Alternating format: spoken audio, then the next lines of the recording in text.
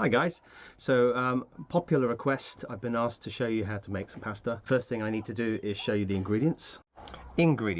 So 500 grams of this flour. Well, you can't really see that, that's rubbish. There you are. 500 grams of this flour. It does say semolina fine, and you can probably buy something equivalent in the UK. I think in Waitrose they sell pasta flour. All it really is durum wheat. Over here they call it semolina because it's a hard wheat. You can see in there I've made a well and I've put 3 eggs. Now this recipe is a little bit different to some of the recipes you'll find in that some recipes say 1 egg per 100 grams of flour. This recipe is 500 grams of flour, 3 eggs medium size, and 100 grams or 100 milliliters of water.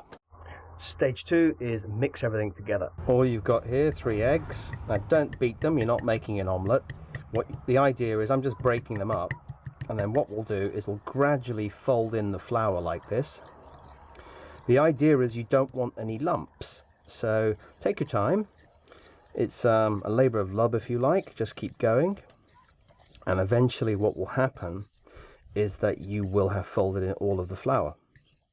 Now at a certain stage it's going to get a little bit too sticky, and that's where the water comes in. You can add that gradually as you need it. Now of course I'm doing this in segments so that you're not seeing the whole thing, but I just want to get to the point where I'm going to add the water so you've got a consistency to work with. You can see here it's starting to get a little bit sticky now, and I'm going to add the water in a second, a little bit at a time, and then just keep going like that, and eventually you'll get to a stage where you can start to throw it around on the pasta board. You can see here it's not all quite combined. Don't worry, just keep going. I do this in the bowl because Zara doesn't like the mess, and so this keeps it all in the one place, and then once I've absorbed most of the flour and so on, I'll move it on to a proper board and start kneading it, which you need to do for quite a while. So just don't panic with this stage. If it's a bit dry you can add more water, but I would say don't add more just yet because it will combine. Just keep pressing it down, and it's a bit like giving CPR, to be honest. You press down with the heel of your hand and just stretch it. If you've made bread you know exactly what I'm talking about. So you can see here it's starting to take up the rest of the flour, and if it gets a bit sticky, well, you know, that comes with it, don't worry.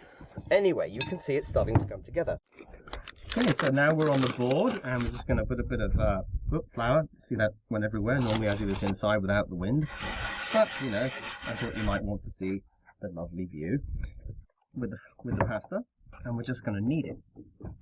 And we're just going to keep kneading it, and what you'll find is that the pasta will become more elastic. And how you'll know, because this was something I had to learn when I was doing it, see how here it's just a little bit floury?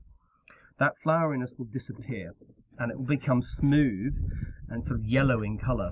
So you just have to keep going until that happens, and you can see the flouriness is gone now. Still it needs a little bit more, and so I'm going to carry on, but I've been probably doing this for about 5 minutes, and everybody's got their own way of kneading. I think from personal experience, I think the pasta dough takes a little bit more kneading than bread dough.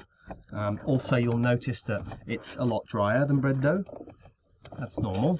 I probably could have added a little bit more water, but you can see now it's starting to become more elastic, which means that it's working. Now those of you who are bread makers know exactly what I'm talking about. Those of you who are not, you will feel the difference in texture. It will start to feel much more elastic as it moves, and also it will become less sticky. You'll also find that the outside is not floury. Once I finish doing this, we need to put it in the fridge to rest for about half an hour. And what you normally do is put it in a bowl, a little bit of flour so it doesn't stick, maybe cover it with some cling film, and then go away and have a glass of wine.